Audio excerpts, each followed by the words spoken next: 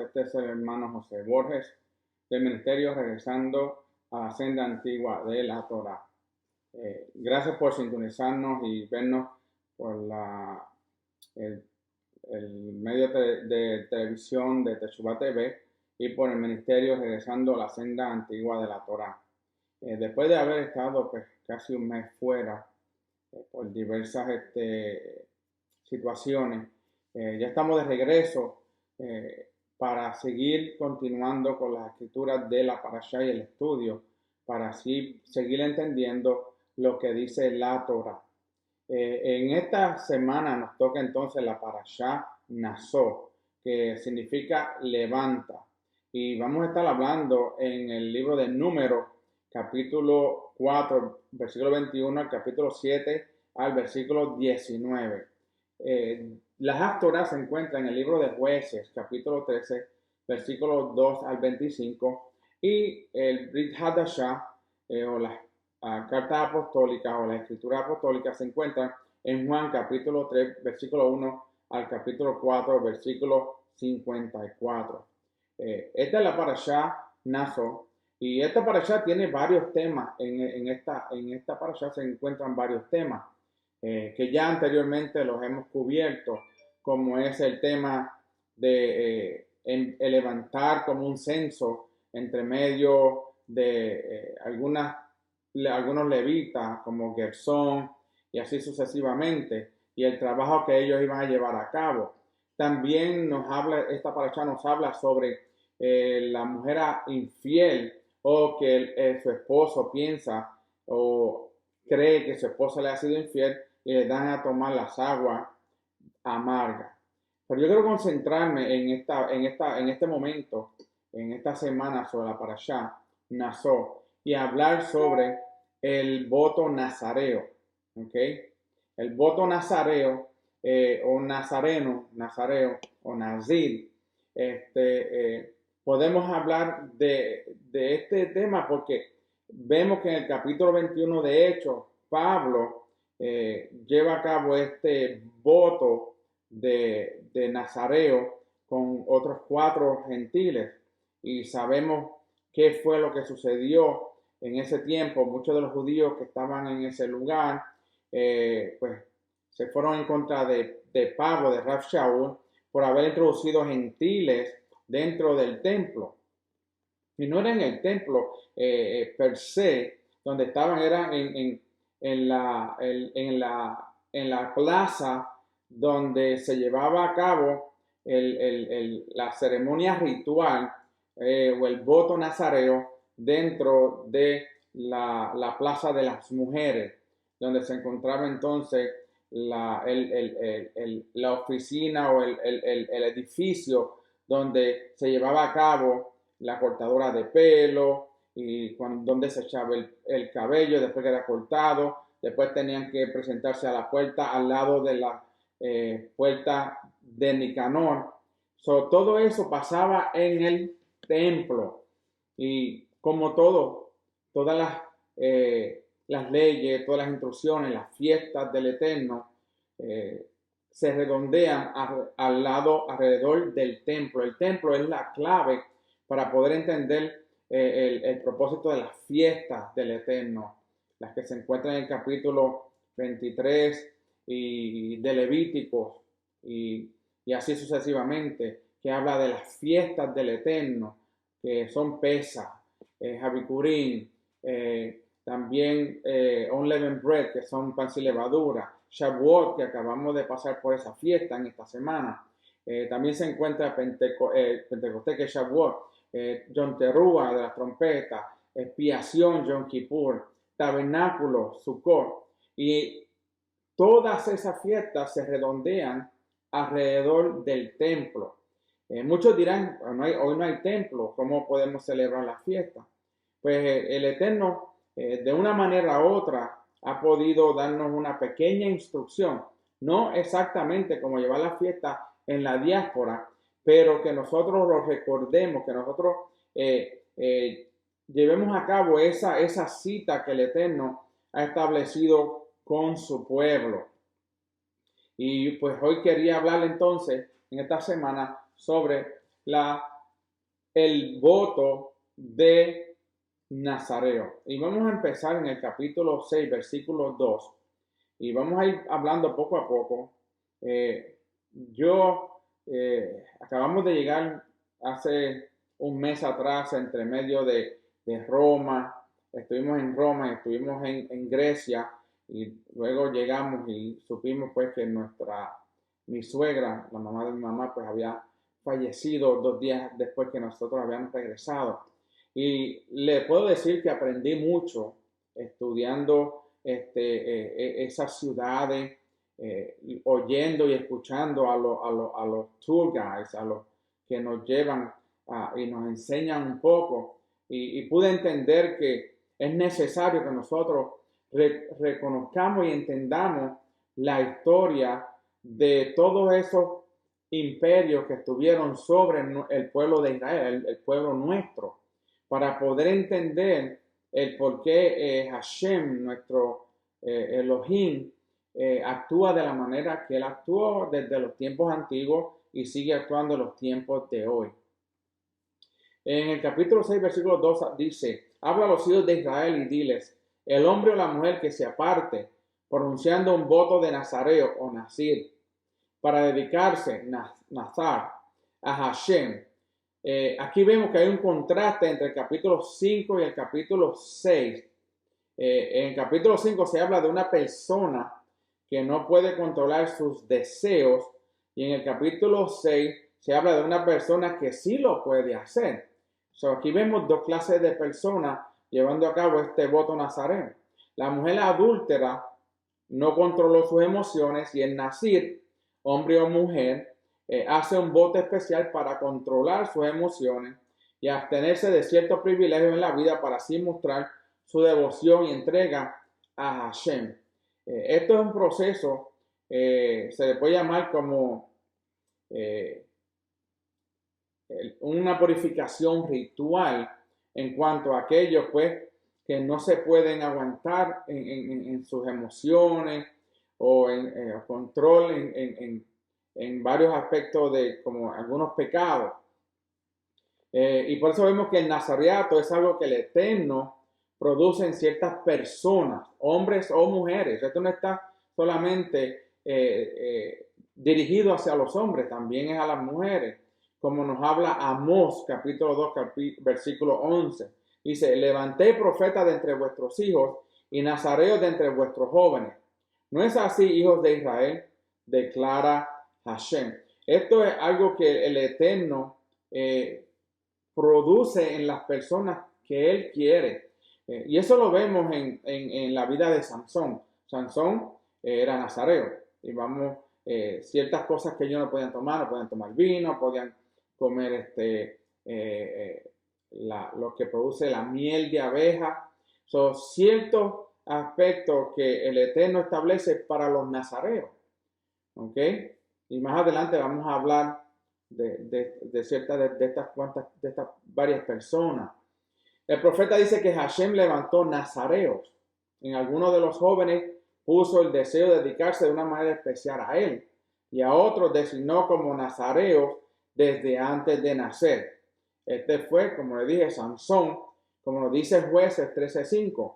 Dice: pues he aquí concebirás y darás a luz un hijo, no pasará navaja sobre su cabeza, porque el niño será nazareo para Elohim desde el seno materno, y él comenzará a salvar a Israel de manos de los filisteos. Y vemos que la historia de Sansón era como juez. El Eterno lo levanta como un juez para proteger al pueblo, ayudar al pueblo de Israel en el tiempo que él vivió.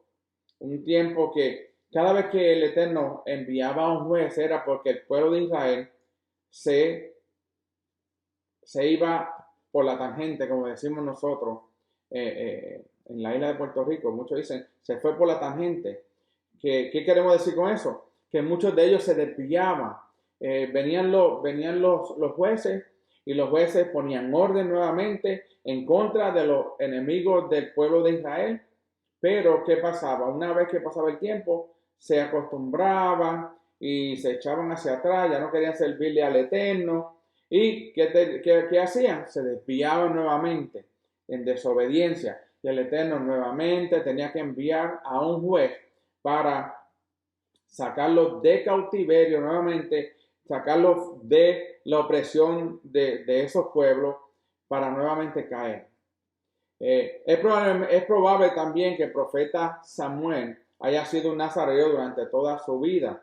Como dice Primera de Samuel, capítulo 1, versículo 11, dice, hizo voto y dijo, oh Hashem de los ejércitos, si tú te dignas mirar la aflicción de tu sierva, te acuerdas de mí y no te olvidas de tu sierva, sino que das un hijo a tu sierva, yo lo dedicaré a Hashem por todos los días de su vida y nunca pasará navaja sobre su cabeza. ¿Okay? Parece que el Shaliat Rab Shaul, hizo un voto de nazareato en Sencrea, como está escrito en Hechos 18, dice, y Pablo, Rab Shaul, después de quedarse muchos días más, se despidió de los hermanos y se embarcó hacia Siria, y con él iban Priscila y Aquila, y en Sencrea se hizo cortar el cabello porque había hecho un voto. Nuevamente, vemos que Rab Shaul, esto sucede como unos 25 años después que el Mesías Yeshua resucitó. Eso no fue antes, eso no fue rapidito después de la muerte y resurrección del Mesías. Pasaron como 25 años cuando Rab Shaul entonces hace un voto de nazareo. Tenemos otro ejemplo del voto de nazareato en Hechos 21, 23, 27. Dice, por tanto, haz esto que te decimos. Tenemos 4 hombres que han hecho un voto. Tómalos y purifícate junto con ellos y paga sus gastos para que se rasuren la cabeza. Y todos sabrán que no hay nada cierto en lo que se les ha dicho acerca de ti, sino que tú también vives ordenadamente acatando la Torá. ¿Por qué dicen ellos esto? Porque los judíos de ese entonces, los líderes religiosos, los fariseos, pensaban que Rab Shaul, Pablo, estaba enseñando en contra de la Torá. Por eso que dice aquí, sino que tú también vives ordenadamente acatando la Torá. Pero en cuanto a los gentiles que han creído, nosotros les hemos escrito, habiendo decidido que deben abstenerse de los sacrificados a los ídolos, de sangre, de lo estrangulado y de fornicación. Entonces Pablo tomó consigo a los hombres y al día siguiente, purificándose junto con ellos, fue al templo, notificando de la terminación de los días de purificación hasta que el sacrificio se ofreciera por cada uno de ellos. Cuando estaban para cumplirse los 7 días, los judíos de Asia, al verlo en el templo, comenzaron a incitar a todo el pueblo y le echaron mano. Nuevamente, lo que había dicho al principio, vemos que estos judíos de Asia, al ver a Pablo con estos 4 gentiles, ¿qué hicieron? Incitaron a todo el pueblo y le echaron mano. Voto de nazareo para dedicarse a Hashem. El voto de nazareo para dedicarse a Hashem. La palabra hebrea que ha sido traducida como nazareo es nazir, que significa alejado, apartado, y viene de la raíz nazar, que significa abstenerse, separar, consagrar. Por eso vemos que esta palabra nazir o nazar se aplica tanto a Samuel como a Sansón, porque ellos fueron apartados, fueron abstenidos, fueron consagrados, fueron separados para el servicio del Eterno. El verbo nazar, que aparece en este mismo versículo, fue traducido como dedicarse. Rashi entonces entiende la última parte de esta manera, a fin de abstenerse del vino para el Eterno. Y ese era el voto que hacían, era para dedicarse al Eterno, no era para enseñarle a los demás que ellos eran más santos, que estaban caminando más en obediencia, sino que era para abstenerse del vino y para estar separados para el Eterno. El capítulo 6, versículo 3 dice, se abstendrán de vino y vino añejo, no beberá vinagre, ya sea de vino de licor, tampoco beberá ningún jugo de uva, ni comerá uvas frescas ni secas. La misma palabra nazar aparece en este versículo y fue traducida como abstendrá. Un nazareo no puede tocar nada que venga del fruto de la vid. ¿Ok? Nada que venga del fruto de la vid, ya sea añejado o sea uvas frescas o secas. Él no podía, el que estaba haciendo un voto nazareo, no podía ingerir ninguno de este fruto que fuese de la vid, ¿ok? Que viene del fruto de la vid, de las uvas, ¿ok? Sin embargo, le era permitido beber sidra, licores y otras bebidas que no venían de la vid. La abstención no tiene que ver con el alcohol, sino con el fruto de la vid. ¿Okay? Muchos pensarán, no, pero es que ellos no podían tomar ningún licor o alcohol. No, el voto de abstención para el nazariato tiene que ver con el fruto de la vid, no con alcohol. ¿Okay? Y eso es bueno entenderlo porque muchas personas no entienden la Torá y rápido comienzan a señalar a la persona, oh, mira, esa persona está tomando. La palabra no dice que no puedes tomar vino, que no puedes tomar alcohol. Lo que dice es que no te puedes emborrachar, que es muy diferente. ¿Okay? En el servicio del templo, por lo que había pasado a Nadab y a Abiú, el Eterno entonces establece que ni el sumo sacerdote, ningún sacerdote levita que estuviese en función oficiando dentro del templo no podía tomar nada de alcohol. Ahí sí que no era nada. ¿Por qué? Porque no quería que pasara lo que a lo mejor le pasó a Nadab y Abiú, que por haberse ido un poco con el vino, entraron y ofrecieron fuego extraño y sabemos la historia de lo que pasó.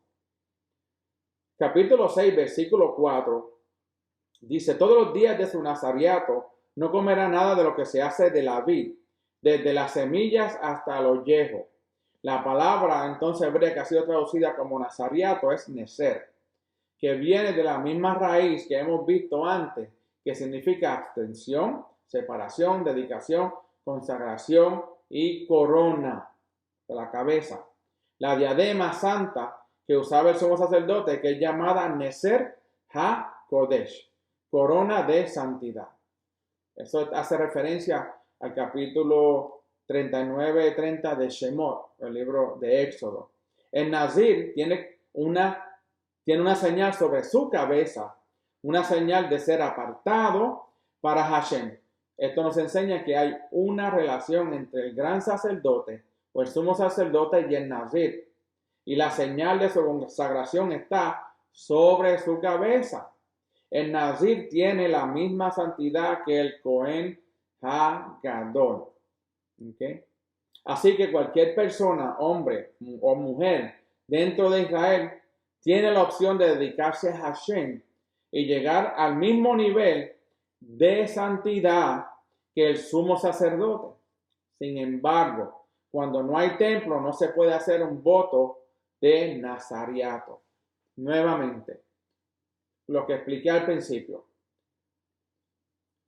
El templo es la clave para las fiestas, para las ofrendas, para los diezmos, para el nazariato.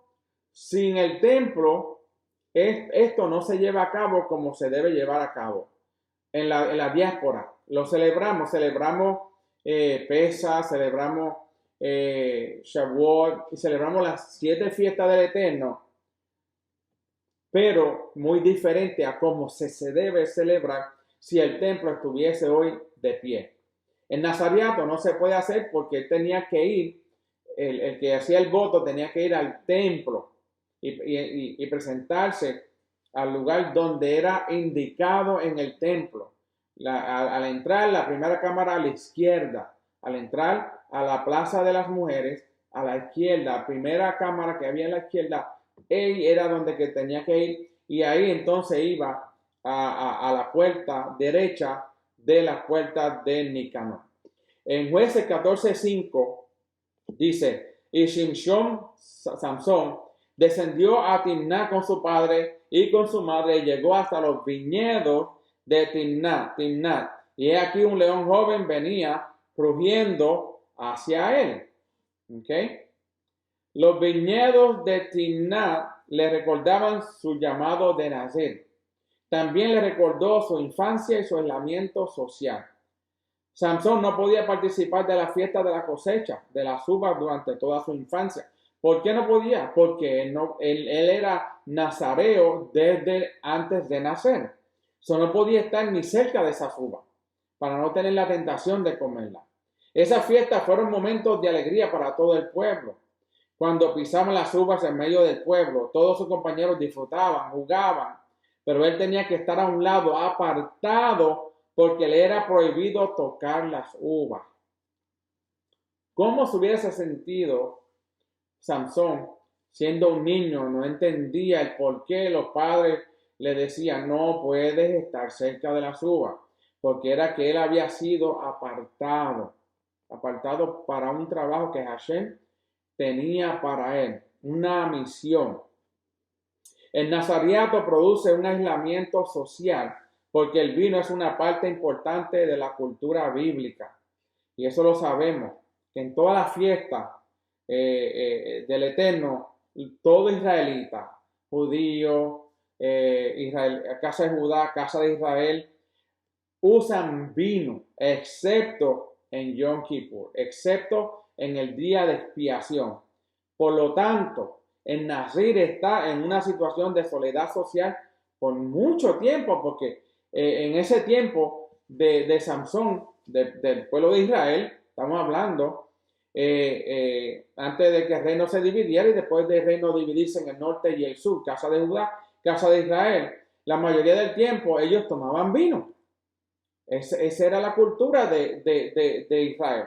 Esa era la cultura de producir sus viñedos, de producir sus vinos y producir uvas, sembrar y hacer el recogimiento de las uvas. Ellos sembraban y luego cosechaban y hacían fiestas. Y eso era lo que ellos hacían. Pero en este caso me imagino que Sansón, un niño comenzando a crecer, decía, pero porque yo estoy fuera de esto. Es que porque si usted o yo hemos sido llamados a una obra, apartarnos del mundo, apartarnos de la filosofía de hombre, apartarnos de las teologías de hombre, apartarnos de cómo el mundo lleva a cabo sus trabajos, cómo ellos se comportan. Si usted y yo estamos caminando en obediencia a la Torá, es como ser un nazareo. Tenemos que estar apartados de toda influencia negativa, la cual nos puede entonces influenciar a nosotros y llevarnos a unos resultados que en un tiempo pueden ser resultados funestos, puede ser debido de muerte, porque no sabemos cuándo la muerte nos va a llegar, no sabemos cuándo el Mesías viene. Sabemos más o menos las temporadas, los tiempos, pero no sabemos exactamente cuándo. Tenemos que si hemos comenzado este caminar en la Torá, en obediencia al Eterno, a su palabra, a esos mandamientos, a todos esos decretos que Él ha establecido, no podemos ser influenciados. Tenemos que estar apartados de toda esa influencia de teologías de hombre como las tenemos hoy en día. Aún en medio de muchas personas que están en las raíces hebreas, cambian el Shabbat, lo cambian para miércoles, ya no es el Shabbat, ya no es el séptimo día, ya lo cambiaron para miércoles, y otros lo cambiaron para jueves, no, que la luna ahora decide el Shabbat. Son tantas y tantas cosas que están sucediendo que aún en medio de este pueblo que está tratando de caminar en obediencia, hay que tener cuidado con quién nos reunimos, con quién estamos, con quién nos hablamos, con quién nos congregamos. Todas estas cosas pueden traer un cambio a la vida de nosotros y terminar no haciendo obediente al Eterno. Por lo tanto, el Nazir está en una situación de soledad social. Mientras está la fiesta, no puede estar cerca de eso, porque mayormente, en excepción de Yom Kippur, se tomaba vino. Esto le prepara para una misión santa. ¿Ok? Toda misión divina requiere sacrificios y la negación de ciertos deseos naturales. Eso nos pasa a todos nosotros. Eso nos pasa a todos nosotros. Nosotros, si queremos caminar en obediencia al Eterno, hay sacrificio que requiere que nosotros nos apartemos. Hay que hacer un sacrificio para negar las cosas que no nos ayudan a nosotros, que no nos traen, que no caminamos en santidad, que nos alejan de estar delante del Eterno continuamente. Esas son las cosas que uno tiene que sacrificar. Muchas veces, hasta dentro de la familia, hay comportamientos que no son los mejores y nosotros, aún así, tenemos que guardarnos. No que nos vamos a alejar de nuestra familia, sino que guardarnos de todas esas cosas, de esas cosas que son negativas hacia lo que estamos caminando en obediencia. El capítulo 6, versículo 14 dice, y presentará su ofrenda delante de Hashem un cordero de un año, sin defecto, como ofrenda de ascensión, y una cordera de un año, sin defecto, como ofrenda por el pecado, y un carnero sin defecto como ofrenda de paz. Qué interesante que esta persona que hace el nazariato tiene que ofrecer 3 ofrendas. La ofrenda de ascensión, la ofrenda de pecado y la ofrenda de shalom, de paz. Pero si no hay templo, es por eso que no se puede llevar a cabo eso en el día de hoy. Eso se hacía en el templo. No hay templo. El voto nazareo no se hace en estos tiempos. ¿Ok? ¿Por qué hay que presentar un sacrificio de pecado después de terminar el nazareato? ¿Ok? Según hay una interpretación presentada en el Talmud, su pecado consiste en no disfrutar de una parte de la creación que Hashem ha dado al hombre para su bien. Hashem creó todo para que lo disfrutáramos. Y al no hacerlo, estamos fallando el propósito con ello. Qué interesante que a la vez que una persona lleva el voto nazariato, como no puede participar de cosas que el Eterno creó para que nosotros las disfrutáramos, por fallar en eso, porque lo hizo voluntariamente, porque hizo un voto de nazareo para apartarse un tiempo, pero aún así tiene que llevar una ofrenda de pecado, como dice 1 Timoteo 6:17, dice, a los ricos en este mundo enseñarles que no sean altaneros ni pongan su esperanza en la certidumbre de las riquezas, sino en Elohim, el cual nos da abundantemente todas las cosas para que las disfrutemos. Por eso es que en este Talmud dice que tenían que llevar una ofrenda de pecado por habernos disfrutado lo que Dios nos había dado a nosotros.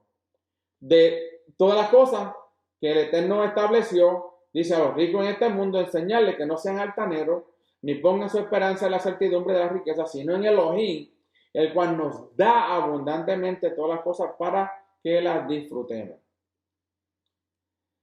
Wow. Claramente no es fácil caminar en Torah, pero no difícil. Entiendan bien, no es fácil, pero no es difícil. En otras palabras, no será fácil, pero sí podemos caminar. ¿Por qué? Porque no se nos va a hacer difícil. Una vez que comenzamos a estudiar la palabra, una vez que comenzamos a leer la Torah, a estudiarla, a compartir, a escuchar estudios, leer escritura, eso entonces, lo que creíamos que era difícil, entonces se va convirtiendo en algo más llevadero. Todavía no fácil, más llevadero. Porque fácil todavía no es. Todavía tenemos que luchar en contra nuevamente de filosofías de hombres, teología de hombres también, líderes religiosos, ¿qué le puedo decir? Una gama de barreras que hay, influencias que pueden llevarnos a nosotros a desviarnos solamente un poquito. Muchos han comenzado este caminar y pocos o varios no han podido seguirlo. ¿Por qué? Por escuchar voces extrañas. Hay que escuchar la voz de nuestro pastor. Nuestro pastor es Yeshua HaMashiach. Él es la Memra. Él es el verbo que se hizo carne y habitó en medio de su pueblo. ¿Okay? Esa es la palabra, la Torah viviente. Ese es el Mesías. El texto de Hechos 21 nos enseña que Rav Shaul, apóstol Pablo, estaba haciendo planes para ofrecer sacrificios, inclusive sacrificios de pecado en el templo después de la resurrección de Yeshua. ¿Okay? Como dije, pasaron más o menos como unos 25 años antes de que hiciera ese voto de Nazareo. Los sacrificios de animales no fueron anulados por el Mesías. Oigan bien, los sacrificios de los animales no fueron anulados por el Mesías. Hasta que pasen el cielo y la tierra, las leyes de los sacrificios seguirán vigentes. ¿Ok? Después del milenio, con el reino mesiánico, habrá un cambio importante cuando el ministerio levítico desaparecerá, como nos dice Hebreo 8:13, cuando él dijo, un nuevo pacto hizo anticuado al primero, y lo que se hace anticuado y envejece está próximo a desaparecer. Estamos hablando el Mesías cuando venga, entonces, ¿ok?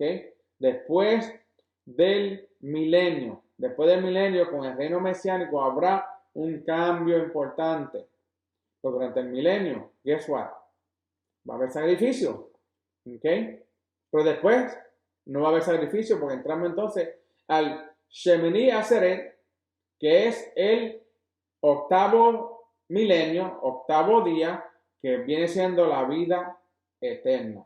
Y ahí sí estaremos con nuestro Padre Celestial y con su Hijo el Mesías para siempre.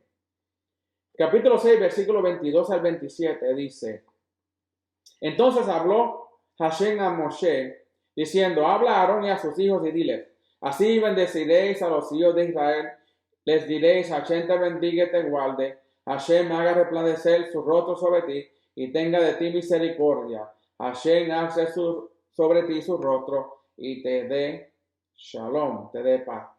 Ahora brincamos del voto nazareo a la oración que el Eterno le dice a Moshe que le diga a Aarón, o la oración sacerdotal o oración arónica, para que veamos la importancia de esta oración. Y esta parasha también nos habla de esa oración que acabamos de leer. Dice, así invocarán mi nombre sobre los hijos de Israel y yo los bendeciré. Esta bendición es llamada Birkat Kohanim, bendición de los sacerdotes. La Torá encomienda a todos los sacerdotes bendecir a los hijos de Israel. El Shulchan Aruch nos enseña que aunque hoy día el templo no existe, permanece este mandamiento positivo y se realiza por medio de Birkat Kohanim, pronunciado durante ciertas oraciones en la sinagoga. ¿Qué significa? Esta oración no cesó después de la destrucción del templo. Al contrario, se sigue enseñando, se sigue hablando, pero tiene que ser por medio de un sacerdote. ¿Ok? Proviene de Elohim y los Kohanim. ¿Ok? Por eso, en la sinagoga, tiene que ser realizada por medio de Birkat Kohanim, un sumo sacerdote o un sacerdote. Incluso un Kohen pecador puede decir el Birkat Kohanim. La gente dirá, oye, ¿cómo un sacerdote o un Kohen, un sacerdote pecador, puede decir el Birkat Kohanim o la oración sacerdotal? ¿Sabe por qué? Porque la bendición proviene de Elohim y los Kohanim son solo intermedios que transmiten esa bendición. no piense que una persona para traerle esa bendición, un sacerdote, tiene que ser un sacerdote que ande por las nubes. ¿Ok? No, porque la bendición no viene de él, la bendición viene del Eterno. Él solamente es el intermediario que trae esa oración, esa bendición al pueblo.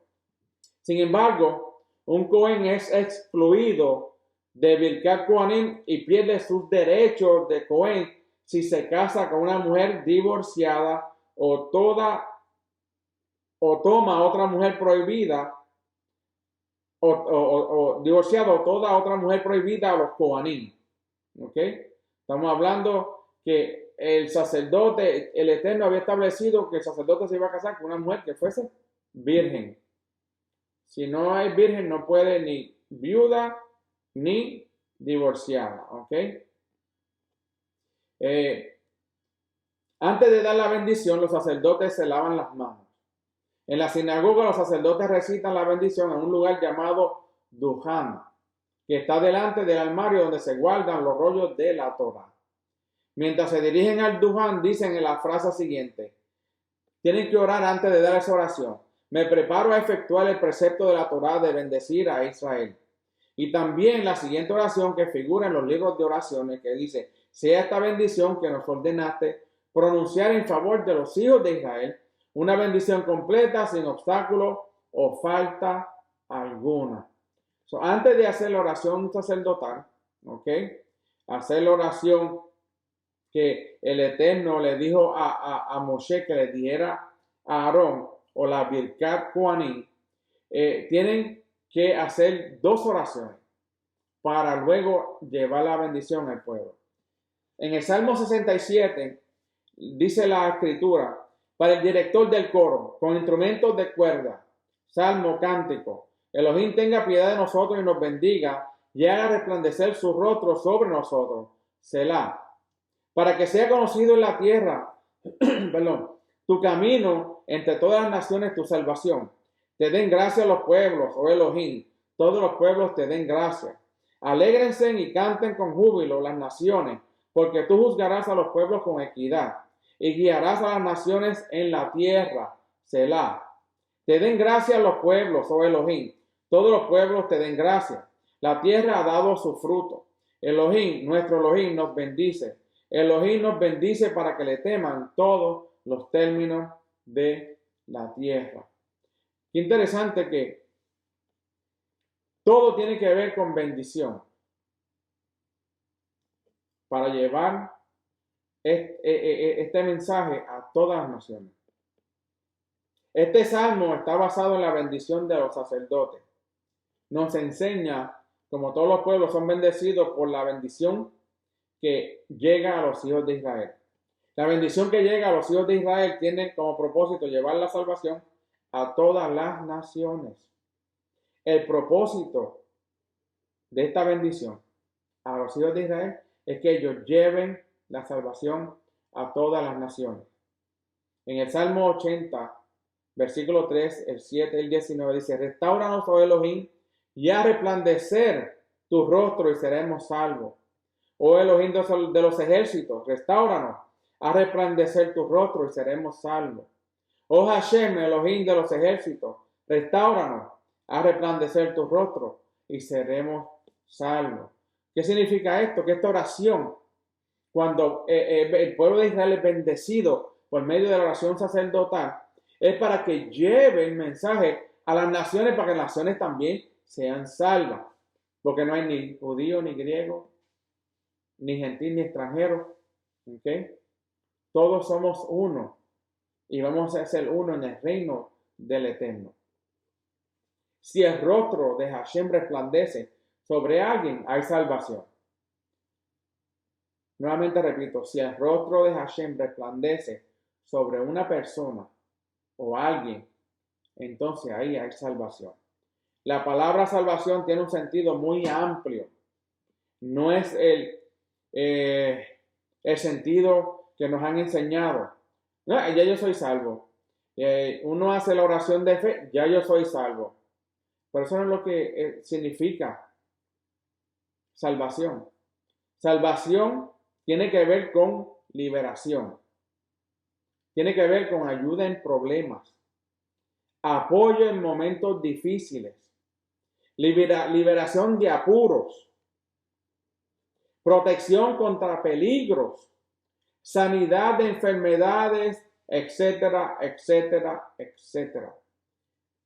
El sentido amplio de salvación tiene que ver con todas esas cosas.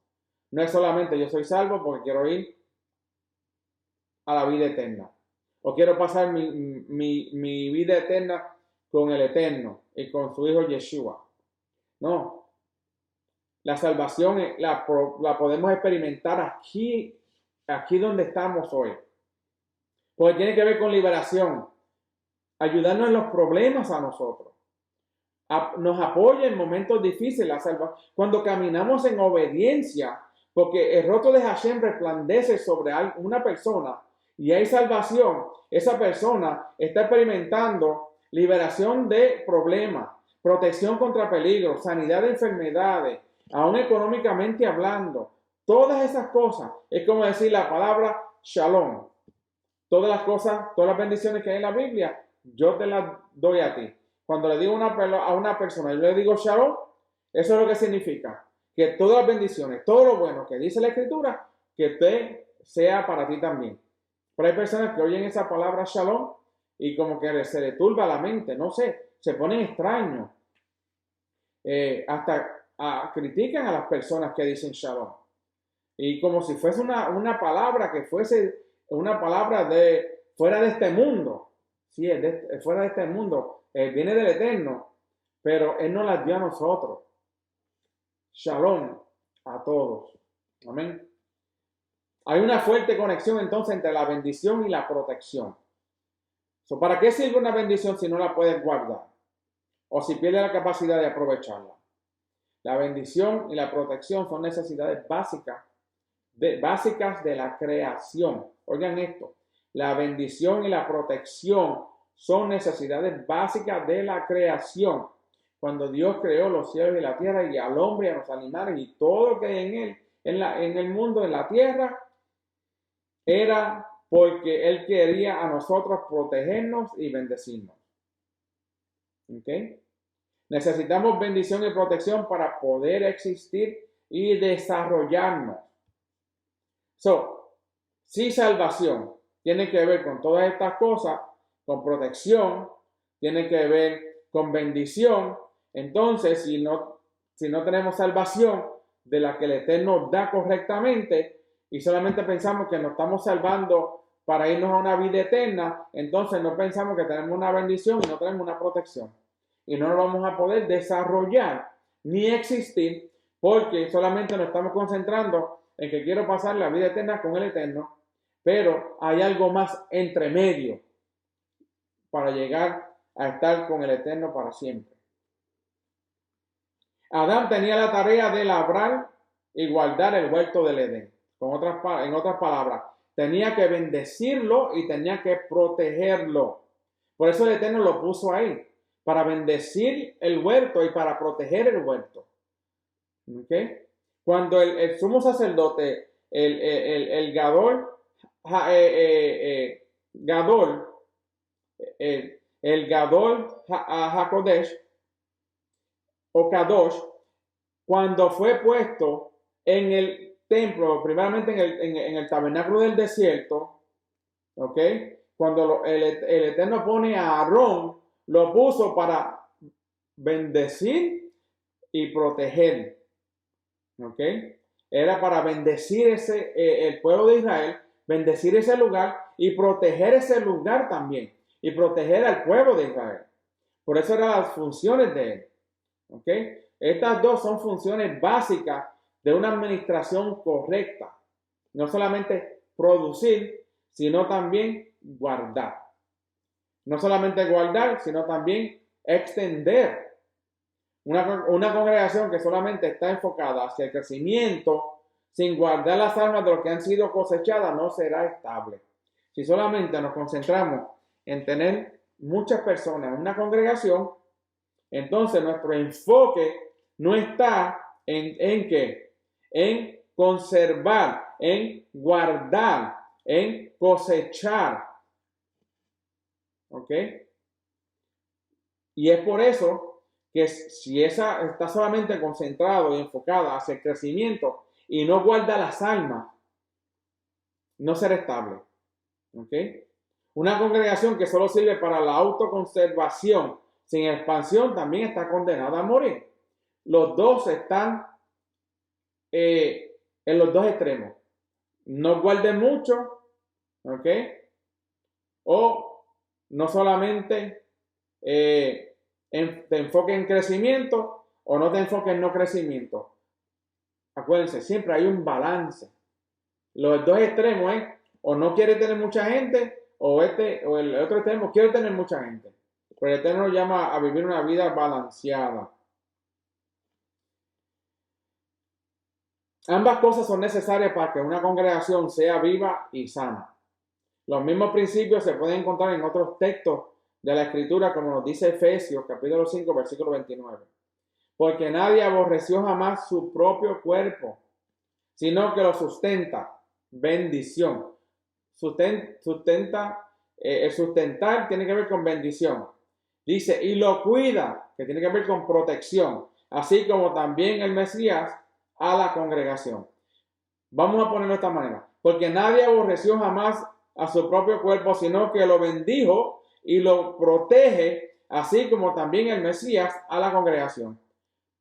¿No creemos que el Mesías cuida a la congregación? Claro que sí. Él nos bendice y Él nos protege. Sustenta y nos cuida. Bendice y protege.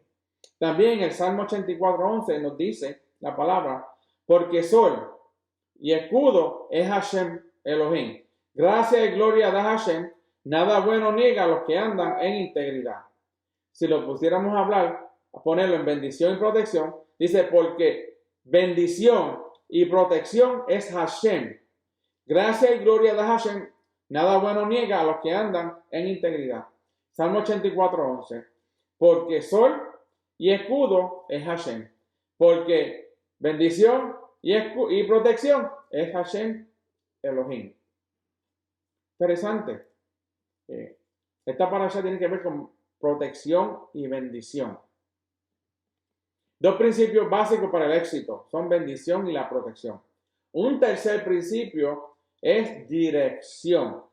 Si recibes bendición y protección y luego te desvías, ¿para qué te sirve?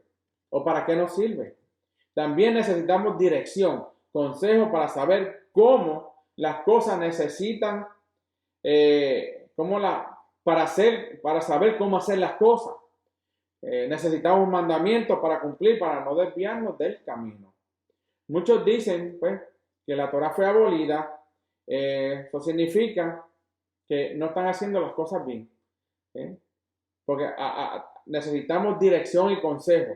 ¿Cuál es la dirección y el consejo de nosotros? ¿Cuál es la instrucción para nosotros?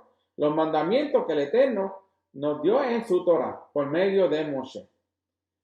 Rashi, según él, dice la bendición de la cual se habla en el Birkat Kohanim se refiere a los bienes materiales y cuando Hashem alza su rostro significa que subyuga su ira. Y continúa ese versículo diciendo, yo los bendeciré. Esto significa que cuando esta bendición es pronunciada por los sacerdotes, Hashem va a bendecir al pueblo incondicionalmente. Ahora bien, Hashem va a bendecir al pueblo incondicionalmente. Incondicionalmente siempre y cuando nosotros nos mantengamos en obediencia a Él, a su Torah, a los mandamientos, a toda la palabra que Él le dio a Moshe, le dio a los profetas, los escritos, les dio a los apóstoles y todas las escrituras desde Génesis hasta Revelaciones. Tenemos que creer todo lo que dice la escritura. No podemos pick and choose. Esto no es como un buffet que usted va a comer, que usted escoge lo que usted quiere. La Torah no es un buffet.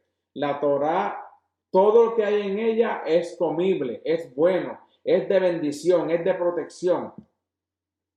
y debemos seguir ese ejemplo. 7.1, capítulo 7, versículo 1. Sucedió que el día en que Moshe terminó de levantar el tabernáculo, lo ungió y lo consagró con todos sus muebles. También ungió y consagró el altar y todos sus utensilios. Este pasaje debería estar después de Levítico 8:11, si hubiera sido escrito según un orden sucesivo, pero no fue escrito así, de esa manera. Es presentado aquí con motivo de los servicios de los hijos de Leví. Fíjense, los hijos de Leví, ellos iban a trabajar en el tabernáculo, porque las carretas ofrecidas por los jefes fueron entregadas a los hijos de Leví para ayudarles en el trabajo del transporte cuando tenían que moverse de un lugar a otro.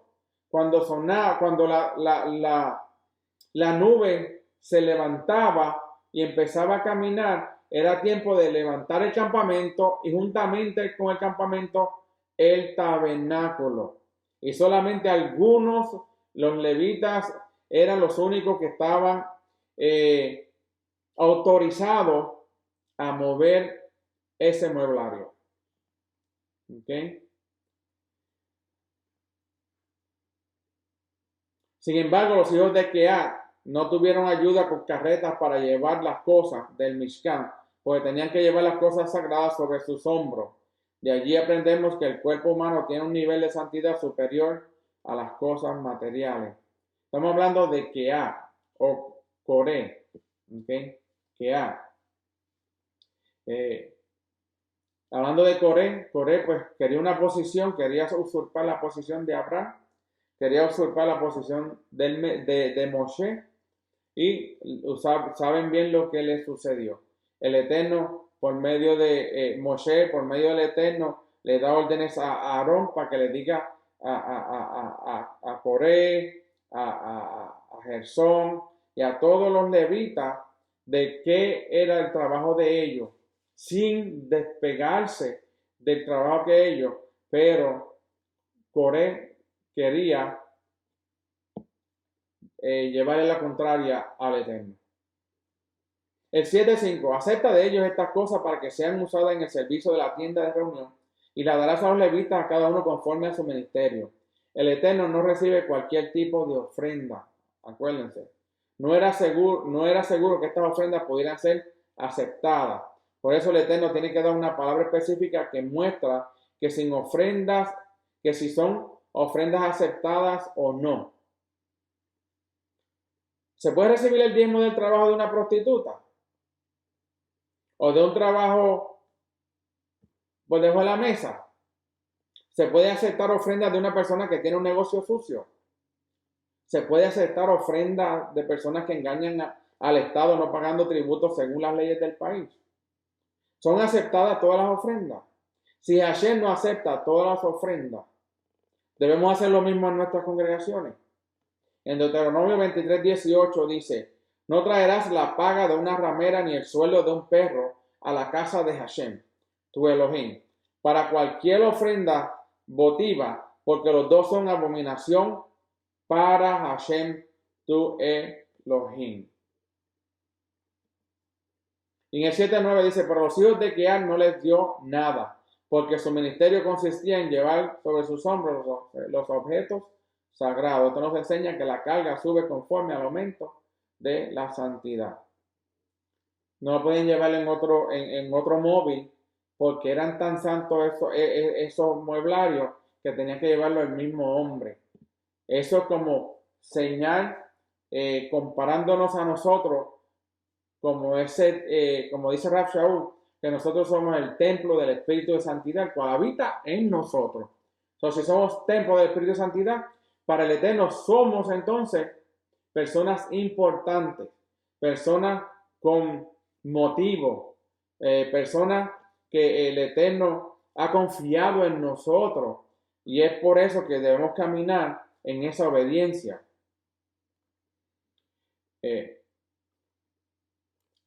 Vemos que los de Kehat, los levitas, bajo de Kehat, no podían cargar los mueblarios, algunos mueblarios del tabernáculo porque no era digno cargarlo en, eh, en carretas. Y eso me trae a mí a pensar cuando iban a llevar el arca de la alianza de los filisteos nuevamente, que David la había mandado a buscar, y montaron el arca en una carreta, y vemos que un muchacho tratando de hacer algo positivo, eh, toca el arca porque pensaba que se iba a caer, porque brincaba y automáticamente muere. ¿Por qué? Porque el arca no había sido hecha para cargarla en una carreta. Tenía que cargarse como el Eterno había establecido desde el principio, desde que Él estableció en su mente y en su corazón, estableció hacer su habitación en medio, en medio del pueblo, porque Él habitaba en medio de su pueblo, entre cada uno de ellos. Y vemos que Él había dado unas instrucciones claras. Esas instrucciones yo las comparo con los mandamientos y sus estatutos, sus decretos. Él estableció mandamientos, decretos, mandatos, para que nosotros sigamos esos mandamientos. Si nosotros hacemos en contra de lo que dice la ley, la instrucción, que debemos hacer las cosas, nos va a pasar como ese joven que por haber tocado el arca sin tener el derecho, muere. ¿Por qué? Porque David, que era el rey en ese tiempo, dio la orden de que llevaran el arca para Jerusalén, pero la instrucción no fue dada correctamente. La instrucción era que la llevaran los levitas en sus hombros, no en una carreta. Y si nosotros no hacemos, si hacemos caso omiso a los mandamientos de la Torá y pensamos que los mandamientos y la ley fue abolida, la Torá fue abolida, la instrucción fue abolida, entonces estamos caminando como en una carreta y no sabemos para dónde vamos a ir. Y esa carreta va a seguir brincando y nunca vamos a estar estables en la presencia del Eterno, porque sin obediencia no hay bendición. Y la obediencia trae la bendición, y es la obediencia a los mandamientos. Que el Eterno los bendiga y los guarde y lo haga resplandecer su rostro sobre cada uno de ustedes, que tenga misericordia y que ponga su shalom. Sabemos que pues el Eterno nos ha llamado a cada uno de nosotros, ya que somos Israel, a bendecir a todas las naciones. Nuevamente, shalom, que pasen un Shabbat bendecido y nos veremos hasta la próxima vez que podamos grabar, y Shabbat shalom.